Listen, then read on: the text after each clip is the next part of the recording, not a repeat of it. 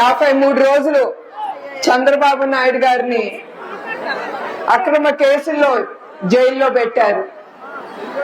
అక్కడ కూడా ఆయన ఎప్పుడు తెలుగుదేశం కార్యకర్తల గురించి, ప్రజల గురించే ఆయన ఆలోచన.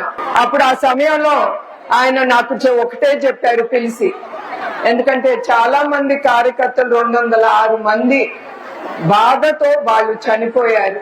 అది ఎమ్మటే ఆయనకి తెలిసి నన్ను ఎమ్మటే బయలుదేరి వెళ్ళమన్నారు. ప్రతి ఒక్కళ్ళ ఇంటికెళ్ళి వాళ్ళు ఎట్టున్నారో చూసి, తెలుగుదేశం పార్టీయే కాదు మన కుటుంబం ఎప్పుడు కార్యకర్తలతో ఉంటుందని ఆ భరోసా ఇవ్వమని చెప్పారు. అట్లా ఈ నిజం గెలవాలని ఇది ముందుకు తీసుకెళ్ళాను. ఆయన బయటకు వచ్చే వరకు నేను ఎట్లా ఈ నిజం గెలవాలి ముందుకు తీసుకెళ్లానో నాకు తెలీదు.